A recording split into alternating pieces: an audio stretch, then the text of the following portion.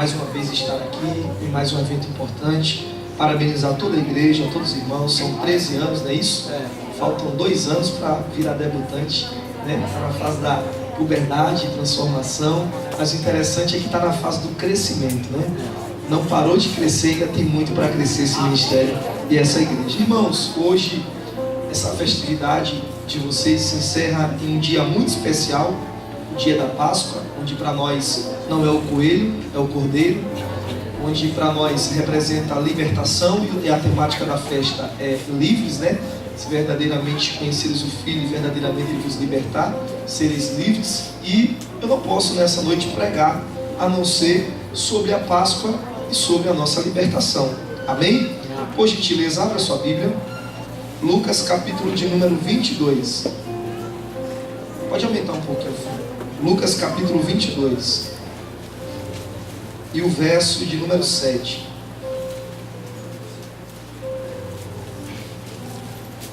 Lucas capítulo 22 e o verso de número 7. A última ceia de Jesus com seus discípulos, onde ao mesmo tempo ele estava celebrando a Páscoa. Lucas 22, verso de número 7. Quem encontrou, diga assim comigo: eu amo a palavra. Diz assim o texto: chegou, porém, o dia dos pães sem fermentos, em que importava sacrificar ou celebrar a Páscoa. E mandou a Pedro e a João, dizendo: ide, preparai-nos a Páscoa para que comamos. E eles lhe disseram: onde queres que a preparemos? E eles lhes disse: eis que quando entrares na cidade, encontrareis um homem levando um cântaro de água. Seguiu até a casa que ele entrar.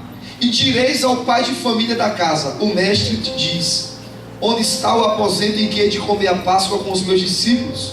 Então ele vos mostrará um grande cenáculo, um grande ambiente mobiliado. Aí fazei os preparativos. E indo eles, entrando na cidade, acharam-lhes o homem como havia sido dito.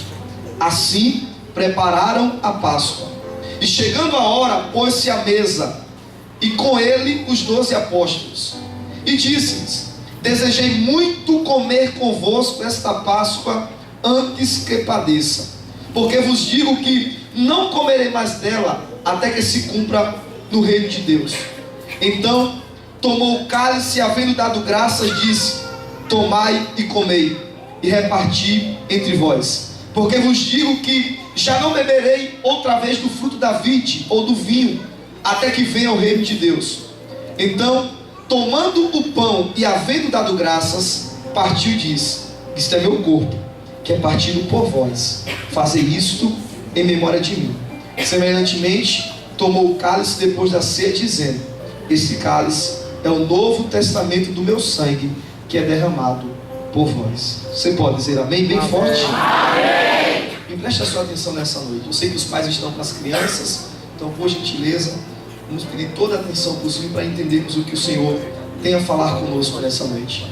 Estamos diante de um texto muito rico, onde esse texto aqui, ele trata-se de uma noite de quinta-feira, onde na verdade essa noite de quinta-feira já não seria mais uma noite de quinta, seria uma noite de sexta, porque no calendário judaico, ao entardecer e ao iniciar a noite de um dia, já começa o outro dia. Então estamos falando de um dia de quinta-feira ao entardecer, e naquela noite começaria já a noite da sexta, e na noite da sexta-feira iniciaria a festa da Páscoa para os judeus, uma festa estabelecida por Deus no livro do Êxodo, capítulo 11, capítulo 12, quando Deus liberta o seu povo. E um dos rituais da Páscoa, um dos rituais iniciais da Páscoa, era a família se reunir, somente a família, dentro de casa, com as portas fechadas. Matavam um cordeiro, preparavam esse cordeiro com ervas finas, ervas amargas e com pães sem fermentos. E a família tinha que comer, por ordenança de Deus, todo aquele cordeiro. Se a família não tivesse capacidade física suficiente de comer todo o cordeiro, ela chamava outra família, e outra família se reunia com ela dentro daquela casa, a família fechada, e comeriam assim todo o cordeiro. A ordenança de Deus era comer todo o cordeiro, não deixar faltar nada, não deixar sobrar nada.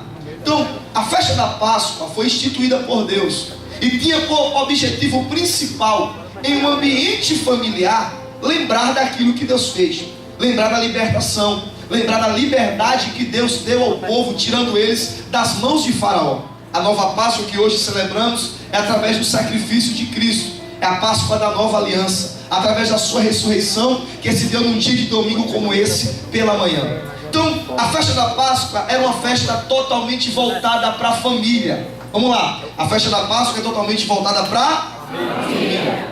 Deus é um Deus que desde o princípio sempre focou a família como objeto principal de seu uso aqui na terra. Ele instituiu a família. Gênesis capítulo 2, ele vai criar Adão e Eva e ali vai se instituir a primeira família. João capítulo 2, Jesus, o seu filho, quando inicia o seu ministério, o seu primeiro milagre é nas bodas de Caná, é em um casamento, ou seja, é em um local onde estava havendo a instituição de uma família. Então, quando Deus inicia o mundo, Deus inicia com a família. Quando Jesus inicia o seu ministério, Ele inicia com a família. Então, desde o princípio, de Deus a Jesus e até os dias de hoje, Deus sempre foi especialista em tratar e resolver problemas de família. Quem sabe se nessa noite não chegou alguém aqui, me permita abrir essa mensagem. Onde o maior problema da tua vida, onde as maiores lutas que tu enfrenta dentro da tua casa, dentro da tua família. Não se preocupa não, porque desde o princípio até os dias de hoje, o meu Deus e o teu Deus é especialista em resolver problemas de família. Então, festa da Páscoa era voltada para a família. Só que Jesus aqui nesse contexto, ele está em Jerusalém. Ele está onde? Jerusalém. Mas a casa dele é em Cafarnaum. Ele não tinha casa em Jerusalém. Provavelmente ele estava hospedado fora da cidade, porque ele mandou os discípulos entrarem na cidade. Então, como ele não tinha uma casa para celebrar a ceia, e precisaria de uma casa para preparar o cordeiro, celebrar a ceia na mesa, então os discípulos perguntam: mestre, a gente sabe que o Senhor é um bom judeu, é um bom hebreu, e como um bom hebreu, eu sei que o Senhor cumpre a lei, e sei que o Senhor vai celebrar a Páscoa, mas o problema é que o Senhor está longe de casa. Aí perguntam: e onde nós iremos celebrar a Páscoa? Aí Jesus diz: olha, façam o seguinte, entrem na cidade. Quando vocês entrarem na cidade, vocês vão ver um homem passando, e esse homem vai estar com um cântaro de água nas suas costas. Vocês vão olhar para esse homem, vão seguir ele até a casa que ele estiver indo. Quando chegar nessa casa, esse homem já vai ter uma casa pronta, já vai ter tudo preparado, vai ter uma mesa, vai ter os talheres, vai ter tudo pronto, e a gente vai celebrar a ceia na casa que esse homem vai levar vocês. Os discípulos entram na cidade. Quando eles entram na cidade, a primeira coisa que eles veem, um homem passando, com um cântaro de água nas costas. Eles seguem esse homem leva eles até uma casa, falam com o pai de família, e a casa já estava com tudo preparado para Jesus celebrar a Páscoa. Parece simples, mas não é. O que Jesus está dizendo é que quando eles entrassem na cidade, eles iriam ver uma cena totalmente inusitada, totalmente diferente. Por quê? Porque carregar cântaro não era função de homem. Carregar cântaro é função de mulher. Gênesis 24, Rebeca está lá com um cântaro de água, dando de beber aos animais, quando Eliezer vai buscar ela para ser esposa de Isaac. João capítulo 4, a Bíblia nos diz que uma mulher ao meio-dia foi lá na fonte de Jacó, no poço de Jacó, se encontrou com Jesus e ela estava com um cântaro de água. Ela foi buscar água. Então você percebe na Bíblia, no contexto bíblico, que carregar cântaro não era função de homem, era função de mulher. Mas nesse dia, esse homem, provavelmente um servo de uma casa, um servo de alguma família, estava servindo além do que era para se servir. Estava fazendo a mais do que era para se fazer. E servo bom não é aquele que faz aquilo que manda. Servo bom é aquele que faz muito mais além do que aquilo que se manda. Então esse homem nesse dia estava servindo. E quem sabe se nessa noite não tem alguém me ouvindo aqui, e há muito tempo você vem carregando cântaro na tua família, vem carregando cântaro na tua casa, vem carregando cântaro na tua igreja, vem carregando cântaro para os teus filhos, e às vezes parece que a gente está servindo e ninguém está percebendo, mas Deus me trouxe aqui para dizer para alguém: continua carregando cântaro, porque quem sabe a qualquer momento Jesus vai te encontrar no caminho, vai entrar na tua casa e vai cear contigo e tua família. Diga assim comigo: continua carregando o cântaro, porque vai valer a pena. Então naquele dia, o trabalho daquele homem foi visto. Jesus foi até a casa, provavelmente ou a casa dele ou a casa onde ele servia, e ceou naquela casa. Agora olha para mim. A ceia está pronta. A ceia está sendo celebrada. E no momento em que a ceia está sendo celebrada, Jesus começa a pregar. Começa a dizer assim, olha, há muito tempo, preste atenção, há muito tempo eu esperei para ter esse momento convosco. Ou seja, com os 12 discípulos. Há muito tempo eu espero celebrar essa Páscoa com vocês. Por quê? Porque era agora, nesse momento, que Cristo ia fazer algo no reino espiritual totalmente novo para a nova aliança e para o Novo Testamento. Porque a Páscoa, eu falei aqui no começo, ela era celebrada em família. Ela era celebrada em? Só que os discípulos não são família de Jesus. E vão celebrar a Páscoa com Jesus. Pela regra, aparentemente estava errado. Mas Jesus não estava quebrando um princípio antigo. Ele estava estabelecendo um novo princípio. Ele estava estabelecendo uma nova família. Então o que é que Jesus estava dizendo? A partir de agora, depois da minha morte, dessa última Páscoa, eu vou estar instituindo uma nova família. Que família é essa? Os 12 apóstolos. Que família é essa? A família que depois dos 12 veio 3.000. Que família é essa? Depois dos 3.000 veio 5. Que família é essa? Depois dos 5 veio contando, crescendo. E onde é que essa família parou? Parou aqui nessa noite. Você faz parte dessa família. Você faz parte dessa nova família que foi fundada justamente em uma festa de Páscoa. Por isso que esse dia é totalmente importante. Você começou a fazer parte dessa família. Só quem faz parte dessa família levanta a mão nessa noite. Dá um pouco mais de retorno aqui, por gentileza. Dá um pouco mais de retorno. Só quem faz parte dessa família levanta a mão nessa noite. Você que faz parte dessa família, dá uma melhor glória para Deus nessa noite. Porque você foi livre, foi liberto e agora faz parte de uma nova família. A família do céu, a família de Jesus, a família de Deus. Então, Jesus estava dizendo, olha, a partir de hoje, nós estaremos instituindo uma nova família.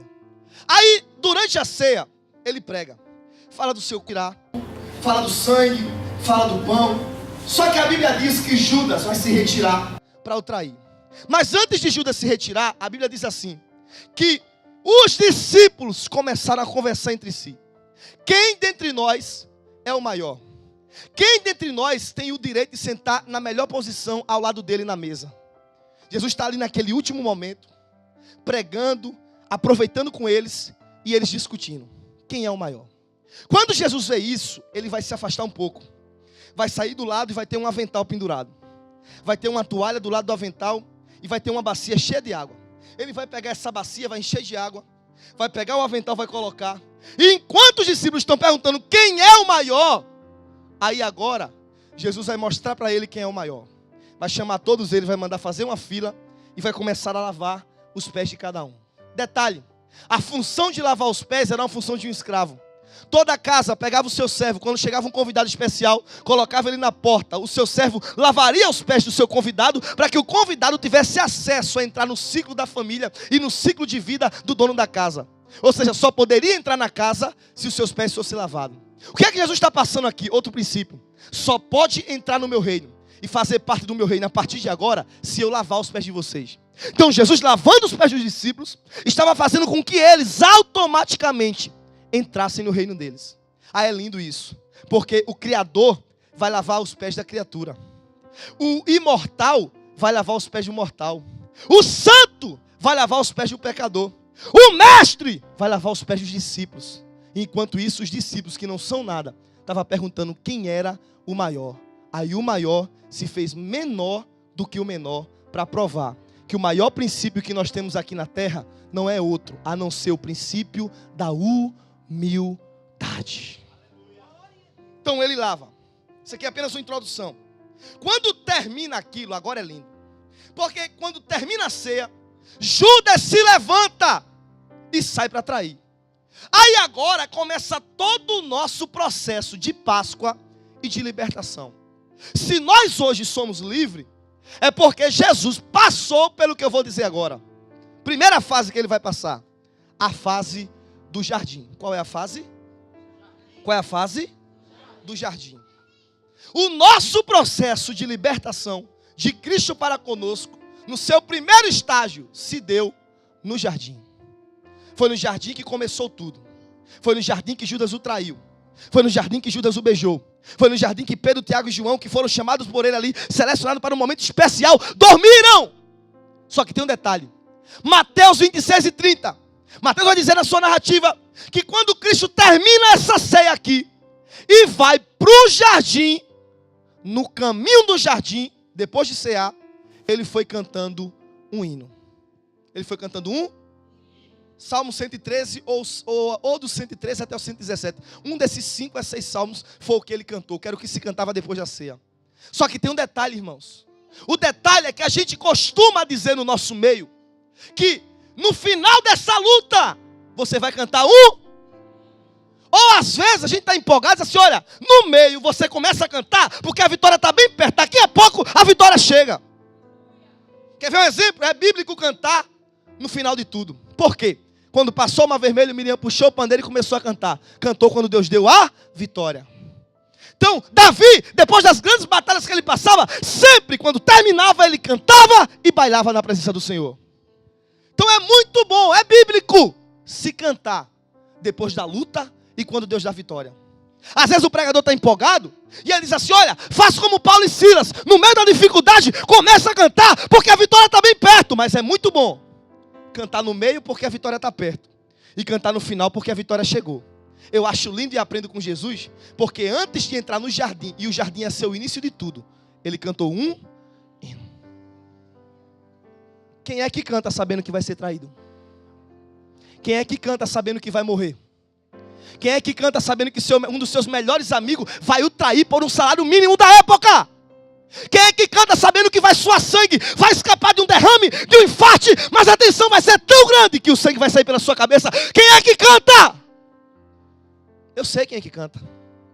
Quem tem a certeza que independente do que ele for passar, o Deus que coloca no jardim é o Deus que vai dar vitória lá na frente depois do Calvário. Não, acho que só o irmão ali entendeu que deu aleluia. Levanta a sua mão, irmão, porque eu tenho algo de Deus para a tua vida aqui nessa noite. Deus me trouxe aqui para dizer para alguém que quem sabe vai entrar na fase do jardim, na fase da dificuldade. Começa a cantar a partir de agora, porque é tu cantando agora que vai ter certeza que no final Deus vai te dar vitória, vai te dar vitória, vai te dar vitória. Pega na mão de quem está no canto, se puder, de forma pedagógica, balança e diga assim, Belém, começa a cantar a partir de agora, porque você vai passar uma mensagem que no final vai ter vitória, vai ter vitória, vai ter vitória. Só quem crê que vai ter vitória.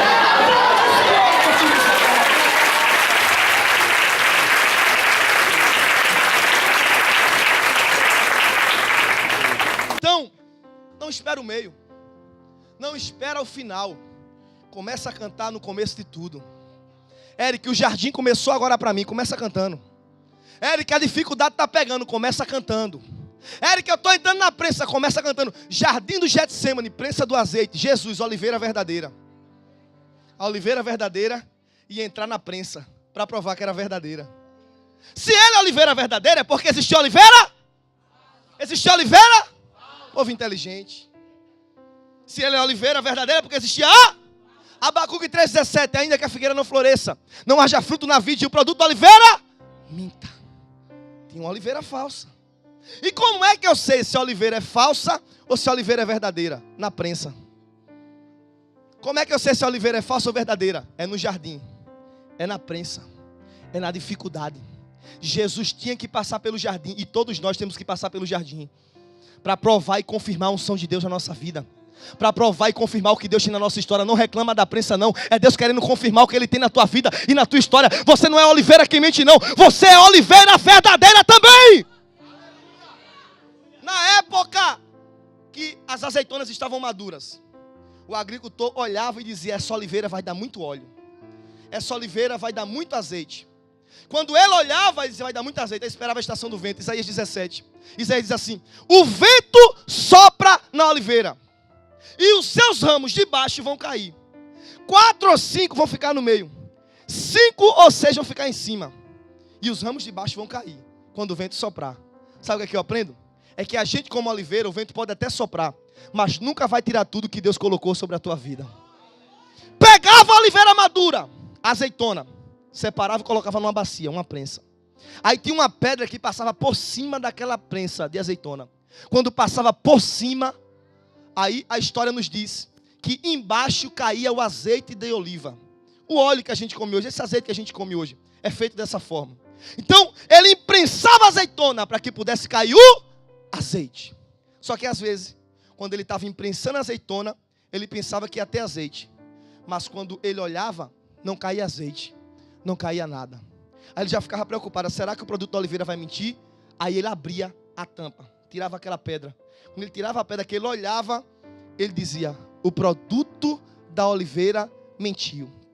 Eu pensei que ia ter muito óleo, mas na prensa eu descobri que não tinha muito óleo, tinha muita carne. Porque é na prensa que a gente sabe se vai ter muito óleo ou se vai ter muita carne. Éric, o que é que tu quer dizer com isso? É que tem gente olhando para você nessa prensa que tu entrou, tem gente que está olhando para você nesse jardim da tua vida que tu está passando e está dizendo assim, é agora que vai dar errado, é agora que Deus não vai provar que é Deus na vida dele, isso é mentira de Satanás. Essa prensa que Deus te colocou, Ele só te colocou para aprovar e confirmar que tem azeite, tem unção dele na tua vida. A prensa não serve para me envergonhar, serve para Deus provar que é Deus na minha história. Então Jesus vai para o jardim. E o que é que eu aprendo com o jardim? Primeira coisa, quando ele disse vamos para o jardim, Judas se retirou e saiu. O jardim é a prensa. Sabe o que é que eu aprendo? Judas nunca vai entrar na prensa contigo. Só a irmã entendeu? Eu vou repetir. Judas nunca entra na prensa contigo. Você percebeu que quando a prensa começou na tua vida, a dificuldade veio? Teve gente que te abandonou? Se preocupa não, tem a característica de Judas. Tem problema não, Judas não entra. Na prensa é lugar de Deus selecionar os meus relacionamentos. Ele tinha 12, mas na prensa só entrou com 11. E no meio do caminho ficou 8. E ele só chamou 3. Nem todo mundo tem capacidade de estar contigo em certos níveis da tua luta. 8 ficou e 3 adentrou. Quando ele entra com 3, Pedro, Tiago e João, ele chama eles para orar. Mas em determinado momento, quando chama para orar e ele se afasta, a Bíblia diz que os 3 dormiram. Ou seja, na prensa, até quem eu penso que realmente está comigo, às vezes me abandona. Só que eu aprendo muito com a Bíblia. É que a Bíblia diz assim, enquanto os 3 dormiram e abandonaram, quando acabou o recurso da terra e o reforço da terra, Deus mandou o anjo para descer e consolar o seu filho. Que é isso? Quando acabar o recurso da terra, Deus vai mandar recurso do céu, mas tu não vai morrer nessa luta que tu está passando. Então, os anjos desceram, só que tem um detalhe. Por muitos anos eu fiquei incomodado, pastor Júnior, com esse sono de Pedro, Tiago e João. Por muitos anos já eu olhei e disse, rapaz, como é que alguém como Jesus, o maior homem que andou na terra, seleciona 3 homens para estar com ele no seu momento mais difícil e abre o coração para ele. Quando ele abre o coração, diz assim, olha, eu estou próximo de morrer, a minha alma está agoniada, eu estou a ponto de morrer. Ora comigo, me ajuda, vigiai e orai. Aí ele se afasta e começa a orar, Pai, passa de mim esse cálice. Se possível for, passa esse cálice. Aí abre assim, e Pedro, Tiago e João irmãos, Deus falou comigo. Deus disse a mim que esse sono não foi porque eles quiseram. Esse sono foi porque Deus estava presente. Como assim? Deus não quebra princípio. Aquilo que Ele estabelece como princípio, Ele cumpre. Se estiver dentro da legalidade, Ele cumpre. Mateus 16, 18. Depois Jesus disse assim, olha, as portas do inferno não prevalecerão contra a minha igreja. Ele disse assim, olha, o que 2 ou 3 como igreja concordar na terra, será aceito no? Será aceito no? Agora imagina, os 3 melhores amigos de Jesus ali, vendo Jesus sofrer, chorar, suar sangue e pedir para o Pai, se possível, passar tudo que ele tinha que passar. Todo aquele momento, toda aquela dificuldade. Passa de mim esse cálice. Imagina se os 3 dissem isso. Ia pegar na mão um do outro e provavelmente ia orar. Pai, passa esse cálice. Pai, livra ele. Pai, tira ele. E se livrasse, não tinha cruz. Se livrasse, a gente não estava nem aqui, talvez a gente não tinha nem nascido, porque o salário do pecado é a morte. Aí tem gente que tem tudo para te ajudar, mas Deus deixa dormir para não te ajudar, só para que Ele cumprir o projeto dele que Ele tem na tua vida e na tua história. Não reclama quando alguém te abandonar. Não reclama quando alguém te esquecer. Não reclama quando alguém que tu confiou muito em certos estágios da tua vida, de repente virar as costas. Até nisso Deus está presente. Até no abandono Ele está presente. Até na rejeição Ele está presente. Eric, fulano podia me ajudar. É Deus que não deixa.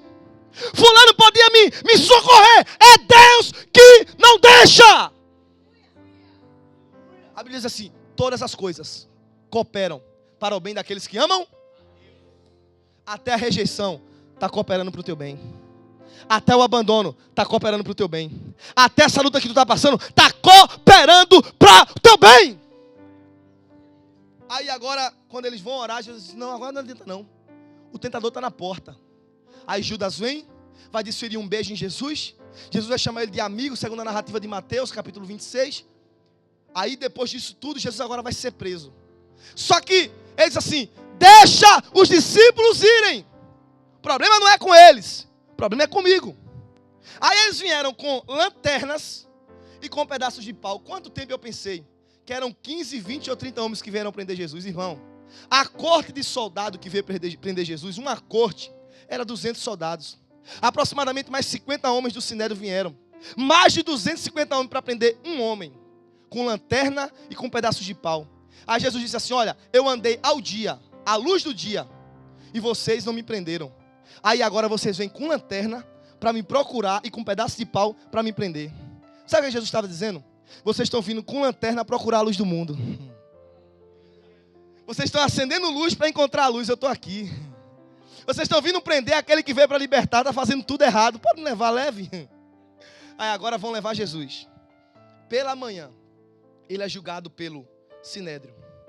Anás, Sinédrio, Caifás. A lei condena ele. Mas ele não poderia ser morto, porque ele tinha que ir para a jurisdição de Roma. E na época onde ele estava, a jurisdição de Roma estava na Judéia. Quem governava a Judéia, Pilatos. Aí Marcos vai dizer que pela manhã levaram Jesus na casa de Pilatos. Pilatos se acorda. Quando ele se acorda, está Jesus na sua porta, manietado, amarrado, com as mãos amarradas, calado, sem dizer nada. E de repente Pilatos, sabe o que está acontecendo? Não, esse homem aqui tem que ser acusado. Ele foi acusado pela lei, foi acusado assim, de insurreição. Está dizendo que vai reinar, está dizendo que vai derrubar César. E Jesus calado. Aí ele coloca Jesus na frente dele. A mulher vem e diz assim: ei, Pilatos, cuidado com esse homem. Por quê? Eu sonhei com ele a noite inteira. Irmão, mulher quando sonha ou quando fala alguma coisa, irmão, sai de perto. Ela não tem um sexto sentido não, ela tem um décimo. Era para as irmãs ter dado glória, mas vou perdoar. Ela não tem. Quando a sua esposa disser: olha, cuidado com fulano, pode ficar certo. É ou não é? Olha, é ou não é? Pode ficar certo, mas cuidado com esse homem. Pilatos, quando olhou para ele, viu no rosto dele o olhar da inocência. Aí perguntou: tu és rei? Em todo o processo de Jesus, ele não falou nada. O único momento que ele falou para alguém, quando alguém perguntou, foi esse. Se tu és rei, aí Jesus olha assim: eu sou rei, mas o meu reino não é na terra. O meu reino é no céu. Espera aí, se o reino dele é no céu, por que é que nós que estamos debaixo do reino dele quer se apegar à coisa da terra? Se o reino dele, se o reino do nosso rei não é aqui, é no céu, porque você se apega tanto às coisas da terra. Como é que pode? Ele está passando uma mensagem para a gente. Aí agora Pilatos vai dizer: realmente eu vejo que esse homem é inocente. Vou lavar as minhas mãos. Aí alguém diz assim: olha, ele vem pregando desde a Galileia, que foi onde ele iniciou o mistério. Ele pensou: eu quero da Galileia, então peraí, vou me livrar dele agora. Se é da Galileia, então vou mandar ele para Herodes. Herodes estava bem pertinho, na fortaleza Antônia. Aí manda Jesus para Herodes. Aí lá vai Jesus para Herodes. Interessante. Jesus foi julgado 6 vezes. Quantas vezes? Anás, Caifás, Sinédrio, Pilatos, Herodes e Pilatos. Aí ele é condenado à morte e vai morrer na cruz. Então ele foi julgado 6 vezes. 6 é o número do homem. Por que Deus não permitiu ele ser julgado 7? Porque o homem é falho. E o julgamento de Jesus foi errado, foi falho. Ele não era culpado. Se ele fosse julgado 7 vezes, tinha que ser um julgamento perfeito, segundo a numerologia bíblica. Então Deus não permitiu ser julgado 7 vezes. Por quê? Porque quem ia dar o último julgamento era quem? Deus. Então o homem julgou errado e condenou. Mas quem dá o veredito final é quem?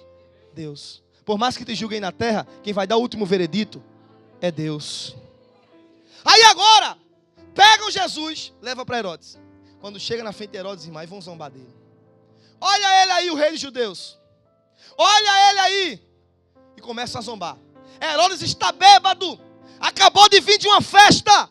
Começa a zombar e pergunta: tu é rei? Faz um sinal para eu ver que tu é rei.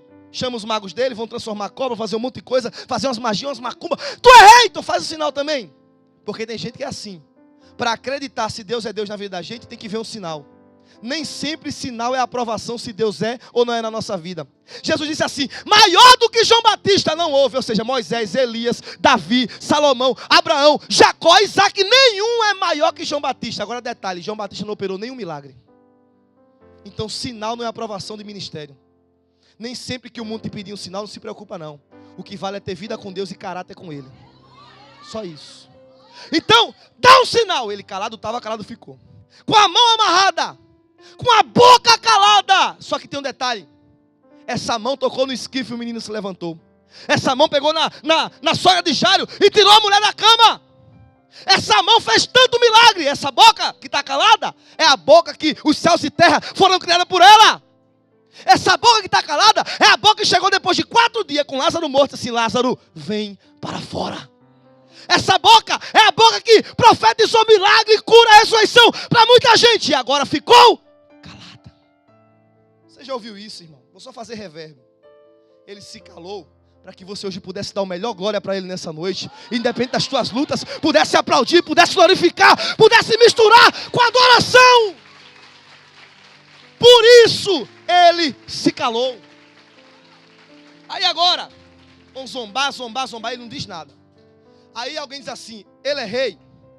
Então rei, para ser rei, tem que ter coroa. Traz uma coroa para ele. Aí vem uma coroa de espinho, coloca na cabeça dele. Ela não entra. Ele é rei. Rei, para ser rei, tem que ter capa. Uma capa de púrpura que só o rei usava, colocaram sobre ele. Ele é rei. Rei, para ser rei, tem que ter cetro. Aí traz uma cana. Só que a coroa não tinha entrado. Aí pega a cana e dá na cabeça dele. Pá! A coroa entra. Começou a dor. Aí agora está Jesus com a coroa de espinho. Está Jesus na mão com uma cana e com uma capa nas suas costas. Só que aquilo ali era motivo de vergonha. Estavam zombando dele. Só que se esqueceram de um princípio bíblico. Que Deus é especialista em transformar vergonha em dupla honra. Como assim? Coroa de espinho foi trocada por uma coroa de glória. Como assim? Aquela capa que colocaram foi trocada por uma veste de louvor, uma veste de santidade, uma veste de glória. Como assim? Aquela cana que colocaram nele foi trocada por um cetro de justiça que regerá as nações com vara de ferro. Não se preocupa se alguém está lançando maldição sobre a tua história para te fazer vergonha. Deus vai transformar essa maldição em dupla honra. Aí agora, Herodes viu que não tinha como. Manda ele para Pilatos de novo. Chega Jesus na frente de Pilatos. Pilatos olhou. Pilatos tinha senso de justiça, mas não praticava a justiça. Ele sabia que Jesus era inocente, mas não praticou a justiça. Aí Marcos diz assim: e para agradar a multidão, mandou chicotear Jesus. Só Marcos fala isso. E tem horas que é assim. Tem horas que eu e você, para agradar uma multidão ou para agradar alguém, acaba chicoteando Jesus em algumas áreas da nossa vida. Não queira agradar a multidão. Não queira agradar alguém. Não siga a síndrome de Pilatos, que para agradar a multidão mandou bater em Jesus. Agrade a Ele. Viva para Ele. Não, meu marido não quer, agrade a Jesus. Meu filho não quer, agrade a Jesus. Meu patrão não quer, agrade a Jesus. Aí agora pegou ele e mandou chicotear. Paulo diz assim: assim como meu mestre, eu tomei uma quarentena de açoite menos 1. 40 menos 1, 39. 39 chibatadas de uma zorrague. Um instrumento com 12 tiras de couro, cada ponta ou um chumbo, ou uma lasca de ferro, ou um osso de carneiro. Ou seja, cada chicoteada que ele levou, 12 cortes abertos nas suas costas. 12 cortes vezes 39, aproximadamente mais de 400 cortes nas suas costas. E em nenhum momento ele abriu a sua boca. Aí vamos lá. Puxa Jesus, enrola ele no lençol, deixa ele na fortaleza. Aí Pilatos vai pensar. Quando ele pensa, ele lembra que é Páscoa. E na Páscoa ele tem que libertar um prisioneiro. Aí ele lembra que tem um cara muito odiado pela sociedade, Barrabás. Vai dizer, agora que eu vou libertar Jesus. Aí ele bota Barrabás e Jesus e se surpreende. Se surpreende. Porque a multidão disse, crucifica Jesus e liberta Barrabás. Porque é muito fácil a multidão estar contigo, enquanto está tudo bem, tu está operando um milagre, está fazendo alguma coisa para alguém. Quando a cruz chega na tua história, tu vai se surpreender. Porque muita gente vai virar as costas e tinha tudo para estar contigo, mas não vai estar. Por quê? A cruz chegou. A luta chegou. Crucifica! Pilatos olhou, se espantou. Aí agora vai pegar Jesus. Vai colocar uma parte da cruz sobre ele, 80 quilos a 100 quilos aproximadamente, amarra nos braços dele e vai jogar ele no caminho do Gólgota. Lá vai ele e os malfeitores. Ele vai. Peso grande, muita dor. Só que a Bíblia vai dizer que em certo momento, a Bíblia não diz logo que ele caiu ou que ele parou, mas diz que em certo momento um soldado romano viu um homem que ia passando no caminho do Gólgota, no caminho da crucificação, disse assim, ei, ajuda esse homem. Se mandou ajudar é porque ele estava precisando de ajuda. Então se ele estava precisando de ajuda, provavelmente ele tinha parado. Provavelmente ele estava cansado. Então, quando ele provavelmente cansou e parou por aquele momento, aí o soldado mandou um homem ajudá-lo. Quem era esse homem? Simão Cirineu. Cirineu não é nome, é a região de onde ele vem. Norte da África, perto da Líbia, uma cidade muito conhecida nessa época. A cidade de Cirene. E Marcos diz assim, esse homem vinha do campo. Só que o interessante é o nome dele é Simão. E quem era para estar ali não era Simão Cirineu. Quem era para estar ali era Simão Pedro. Porque em Lucas 22, na ceia que eu comecei a falar sobre ela essa noite, Simão pensa assim, Senhor, vai morrer? Vou, eu estou contigo. Vai para a cruz? Vou, eu estou contigo. Todo mundo pode te abandonar, mas eu estou pronto a ir contigo até a morte. Quando a cruz chegou, quando Jesus foi preso, Lucas 22, 54, a Bíblia diz assim, e Pedro seguia de longe, nem perto queria estar. E a cruz não tinha nem chegado direito na história dele. Porque é muito fácil para alguém estar contigo enquanto está na mesa e está tudo bem. Quando a luta começa na tua vida e todo mundo te abandona, aí tu vai ver quem é quem na tua história. Todo mundo vai correr. Aí abandonou. Então quem era para estar ali? Era Simão Pedro. Mas fugiu. Negou 3 vezes. Abandonou. Aí de repente Deus é tão bom que para todo, eu estou sentindo Deus nessa palavra, irmão. Para todo Simão que foge, era Deus dizendo, eu vou levantar outro para ajudar. Se preocupa não. Alguém disse que ia estar contigo e ia te ajudar esse tempo todo. Quantas vezes, pastor, alguém chegou para o senhor, eu vou te ajudar, eu estou contigo, e de repente fugiu, mas Deus sempre levanta alguém. Deus sempre vai levantar alguém. Levanta a mão e recebe essa palavra. Independente de como está o teu projeto, ainda que tua cruz tenha caído no chão, Deus me diz aqui nessa noite, eu vou levantar alguém para cumprir teu propósito, para cumprir teu projeto, para cumprir a promessa que eu tenho na tua história. Para todo Simão que foge, Deus levanta outro. Só que tem um detalhe. Vamos dizer assim, esse homem vinha do campo. Alguns pregam e dizem que esse homem vinha do trabalho. Irmão, é feriado. É 8 da manhã. Se esse homem vinha do trabalho, ele era guarda noturno. Eu descarto essa hipótese. Eu vou combinar aqui com Isber e com Champ, 2 grandes comentaristas, muito respeitados. E eles dizem que esse homem provavelmente está vindo da sua cidade, há muitos dias de viagem. E segundo Atos, capítulo 6, no apedrejamento de Estevão, vai dizer que lá em Cirene tinha uma sinagoga dos judeus. E esse homem provavelmente, quem sabe, não era um judeu convertido. Ou seja, um prosélito de Cirene, alguém que se converteu ao judaísmo. E de 9 horas da manhã nesse dia, lá no templo, o sacerdote ia erguer o cordeiro pascual, ia cortar, ia pegar uma esponja e no átrio, onde estavam os prosélitos e os judeus originais, ia jogar aquele sangue do cordeiro sobre a roupa daqueles homens, que acontecia uma vez no ano. Então eu vejo um homem saindo de casa, eu vejo um homem se projetando e se organizando, para ir lá em Jerusalém, receber uma gota do sangue do cordeiro animal. Aí no meio do caminho, o homem que estava indo para o templo, recebeu uma gota do sangue do cordeiro animal, tem um cordeiro caído. Aí o senhor diz assim, pega a cruz desse homem. Por quê? Porque nessa época o povo vivia debaixo de 3 jugos: filosofia grega, religiosidade judaica e militarismo romano. O que um soldado mandasse tinha que ser feito, senão era preso. Então ele tinha que pegar. Aí eu imagino o homem dizendo: acabou meu culto. 9 horas da manhã eu tenho que estar no templo e receber uma gota do sangue do cordeiro na minha roupa. Acabou meu culto. E Deus dizendo: é agora que teu culto começa. Tem alguém que chegou aqui hoje dizendo: é agora que acabou. Aconteceu alguma coisa no percurso, que alguma coisa que tu organizou deu errado. Deus está dizendo para você: não se preocupa não, porque tudo coopera para o teu bem e tudo está no meu propósito. É agora que começa o que eu tenho na tua história. Alguém chegou aqui em busca só de uma gota, mas Deus está dizendo: hoje eu vou te banhar no meu sangue. E quem se banha no sangue desse cordeiro nunca mais vai precisar ir em busca de cordeiro animal, porque esse sangue vale pela vida toda. Só que é lindo porque Cirene ficava a 40 dias de viagem a pé e a 30 dias de viagem a camelo ou a cavalo. Então vamos dizer que esse homem saiu a pé. Então fazia 40 dias que esse homem estava viajando. Ou seja, antes de Simão Pedro pensar em negar, lá em Cirene, Deus já tinha tocado no coração do homem para ajudar Jesus lá na frente. Entendeu não? Antes da luta chegar lá na frente, Deus já tocou no coração de alguém de outro lugar para te ajudar a cumprir teu projeto. Mas tua cruz não vai ficar no chão.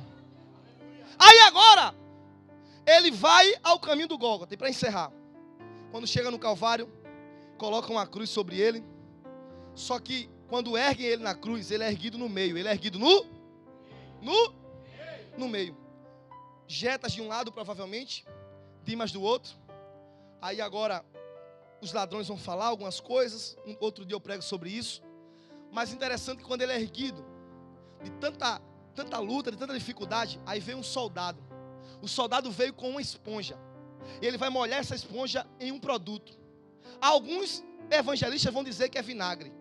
Só que outro evangelista, eu esqueci o nome agora, vai dizer que não é vinagre. Vai dizer que é mirra com vinho. E outros vão dizer ainda que é vinagre com vinho. E vão pegar para colocar para Jesus beber. Mas quando colocou na boca dele, que ele viu que era produto da videira, ou seja, era vinho, a Bíblia diz que ele não bebeu. Ele não quis beber. Por que ele não quis beber? Porque ele é fiel. Como assim? Em Lucas 22 ele disse assim: ó, eu vos digo que não beberei mais do fruto da videira até que eu esteja no céu, na eternidade convosco. O que é que Jesus estava dizendo? O vinho eu bebo pela última vez agora, e só vou beber agora na eternidade quando vocês chegarem. Jesus tem direito a toda a glória que existe no céu, mas tem uma coisa que ele não toca, sabe o quê? O vinho. Sabe por quê? Porque ele está esperando você chegar para tomar contigo. Como assim? Irmão, se ele é fiel simplesmente numa coisa tão simples como essa, imagina o que ele prometeu sobre a tua família, sobre a tua vida e sobre a tua história. Aí agora, para encerrar, me ajuda aí por gentileza no violão, aumenta o fundo musical.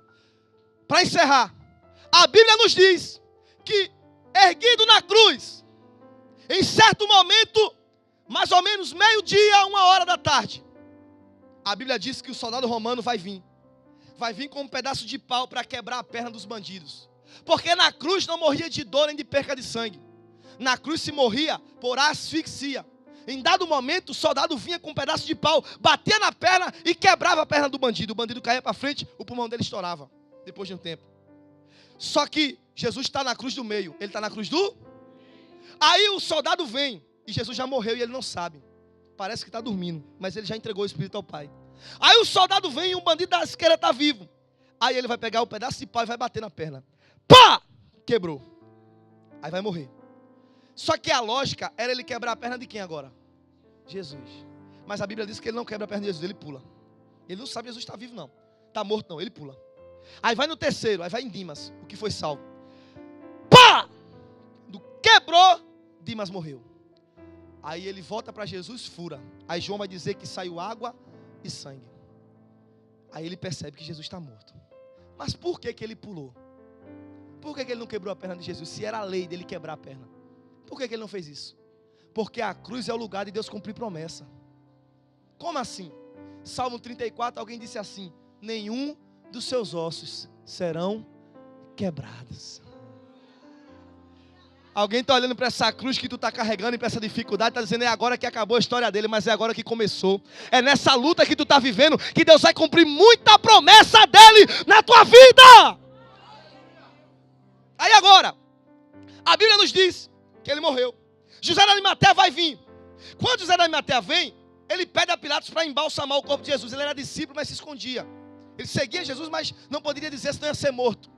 Aí ele vai vir com Nicodemos, com muita mirra e muita lorrez. E vai, pastor Júnior, embalsamar o corpo de Jesus. Jesus está morto, enrolado no lençol. Quando ele nasceu, ele estava enrolado no lençol. Quando ele nasceu, trouxeram ouro, mirra e incenso. Ele era rei, sacerdote e profeta. A mirra representava seu ministério sacerdotal, como sacerdote eterno. Só que quando ele morre, novamente vão trazer mirra. Se a mirra era a confirmação da unção de Deus na vida dele, Deus estava passando uma mensagem. Qual era a mensagem? A unção que estava no começo, eu vou confirmar no final. Será que sua irmã aqui entendeu? Eu vou repetir, irmão. A unção que está no começo, eu vou confirmar no final. E tem um detalhe, a unção no final vai ser muito maior do que no começo. Vai ser muito mais óleo, muito mais unção, muito mais azeite. Rolaram Jesus. Só que tem um detalhe. A gente costuma cantar e dizer assim, eu vou levar a minha cruz até o fim, até o céu. Só que a cruz, irmão, ninguém vai com ela para o céu. Tem uma hora que ela tem que acabar. Jesus morreu, tiraram ele da cruz. Levaram a cruz? Levaram o corpo dele, mas a cruz? Quando ele ressuscita, ele está com a cruz? Tomé vê as marcas da cruz, vê a cruz? No cenáculo, quando ele aparece, ele está com a cruz? No caminho de Emaús, ele está com a cruz? Na eternidade, ele vai estar com a cruz? Por quê? Porque a cruz é a minha e a tua luta. A cruz é a nossa dificuldade. É o martírio que a gente tem que passar aqui na terra. Mas só que quando ele cumpre o seu projeto, a cruz fica e ele vai. Sabe o que eu aprendo? Essa cruz que tu está passando, ela tem dia, tem hora e tem local para ficar e tu seguir para a tua vitória. Pegam Jesus, coloca ele no túmulo, eu vou encerrar agora. Quando colocam ele no túmulo, enterrou. 3 dias. Sábado, aí chega o domingo. Domingo pela manhã, vai lá Maria ungir o corpo dele. Aí Maria olha e fica pensando no caminho, quem é que vai remover a pedra para eu ungir o corpo dele? Só que ninguém coloca a pedra na frente de quem Deus tem história e tem plano para cumprir. Ela ficou pensando, quem é que vai remover a pedra? Deus já tinha tirado há muito tempo. Tu está se preocupando com essa pedra que colocaram na tua história, se preocupa não é ninguém que vai tirar não, é Deus que vai tirar. Quando ela chegou, a pedra está removida. Aí a Bíblia nos diz que quando ela olhou, ela volta. Chama Pedro. Pedro provavelmente chamou João. Aí vem Pedro e João correndo. Um vai na frente, chega primeiro que o outro. Quando chegam lá, cadê Jesus? Sumiu. E agora? O que aconteceu? Aí voltam preocupados. Mas Maria ficou. Aí a Maria vai olhar. Quando ela olha, ela se espanta. Porque o que ela está vendo é algo sobrenatural. Ela está vendo o túmulo vazio, o lençol lá na cabeceira, outro lençol nos pés. Mas ela vê também 2 homens, que na verdade eram 2 anjos. Um anjo, João vai dizer, na cabeceira. E outro anjo nos pés. Ou seja, ela vê um túmulo. E o túmulo era uma caixa. O túmulo era uma caixa de mármore, onde cabia um corpo humano. Então ela não vê um túmulo, ela vê uma caixa.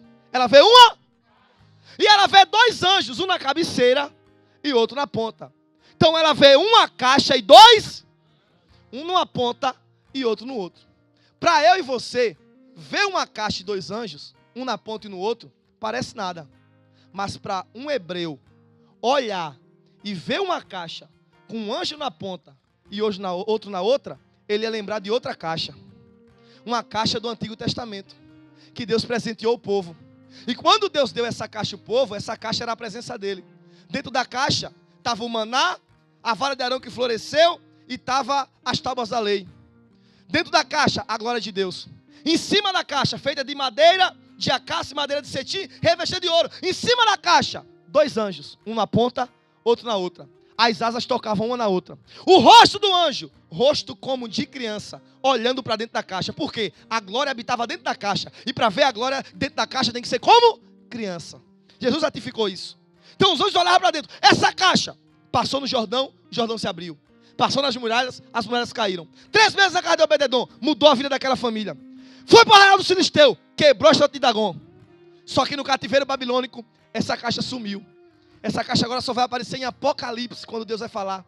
Lá na frente, essa caixa foi embora. A glória foi embora. A glória acabou. Cadê a glória da caixa? Sumiu. Cadê a presença de Deus? Sumiu. Aí mais de 400 anos depois, Jesus vem, inicia o seu ministério. 3 anos e meio. Morre. Quando todo mundo pensa que acabou, a mulher vai no túmulo e olha. Quando ela olha, o que é que ela vê? Uma caixa e 2 anjos. Era aquela caixa? Não. Mas era a mesma imagem de uma caixa e 2 anjos. E ela pode ter pensado, será que ele está dentro da caixa? E ela pergunta, cadê Jesus? Cadê a glória da caixa? Só que os anjos agora não olham mais para dentro da caixa. Por quê? Porque a glória não está mais dentro da caixa. Aí eu imagino um anjo dizendo assim, o que é que tu procura dentro da caixa? A glória não habita mais aqui dentro. Eu imagino ela perguntando, onde é que está a glória da caixa? Sabe onde é que está a glória da caixa? Olha para quem está do teu lado. Percebeu ainda não?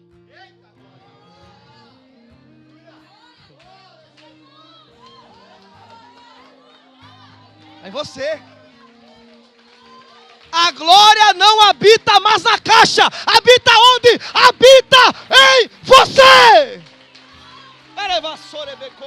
Fica de pé nessa noite. Pega na mão de quem está do teu lado. Apaga essa luz, fecha os teus olhos. Feche os teus olhos. Canta, querido, canta, neto, canta. Quero orar pela sua vida nessa noite. A glória de Deus não habita mais dentro de uma caixa. Ela habita dentro da tua vida. E nessa noite Deus quer derramar uma unção sobrenatural. Porque tem muita gente que faz tempo que não sente mais a presença da glória. Parece que a glória está longe, está não. Ela está aqui hoje. Ela está sobre a tua vida. Aumenta o retorno aqui, por gentileza. Isso. E me deu. Canta. Deixa na cruz hoje. Deixa na cruz. Deixa na cruz. Isso. A glória não habita mais em uma caixa, habita aí dentro. Dentro de você. Dentro da tua vida. É por isso que o diabo tem muita fúria contra você. É porque a presença de Deus está sobre a tua vida. A presença de Deus faz a diferença na tua história. Canta, vai baterista, vai, toca meu filho, toca, vai, isso.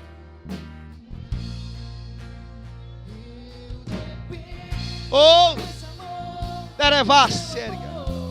Alabarassorebe comandarás. Recebe um abraço de Deus nessa noite.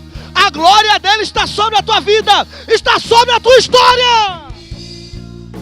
Tem poder para curar. Recebe cura hoje. Recebe renovo hoje. Você é livre. Você é livre. Você é livre. Você é livre. Vai. Tudo.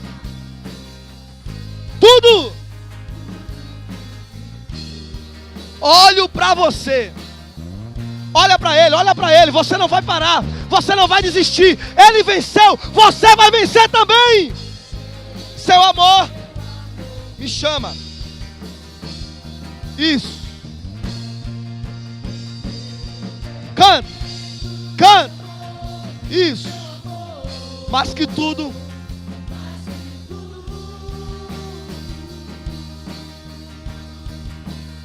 Sente Deus te renovar nessa noite. Abre a tua boca, vai. Abre a tua boca, vai. Abre a tua boca, vai. Abre a tua boca. Abre a tua boca. Deixa na cruz. Deixa na cruz. Deixa. Vou deixar.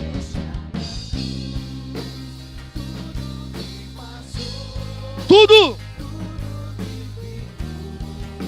Isso. Olho. Elevassorebe comandará serga.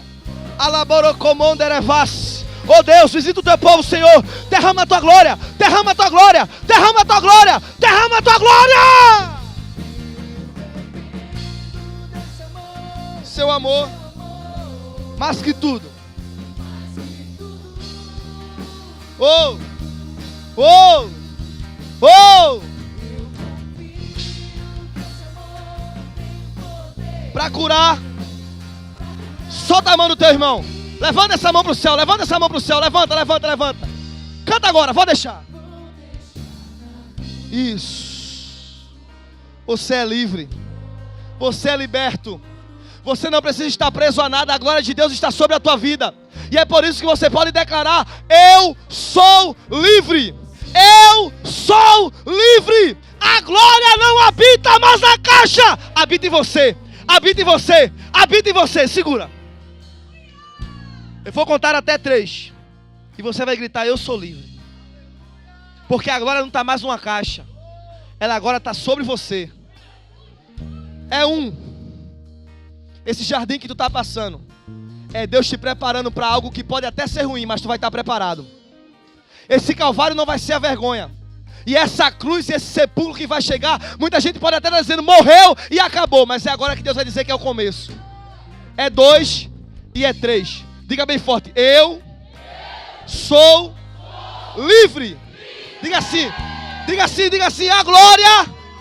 Diga: a glória não habita mas na caixa. Habita em mim. Em mim. Em mim. Oh! Adora, adora, adora, adora, adora. Erebeco baraço, erebeca labaraço, erebeco, erebeca labaraço, erebeco manarás. Recebe um renovo de Deus agora. Nesse amor para curar. Olha para mim.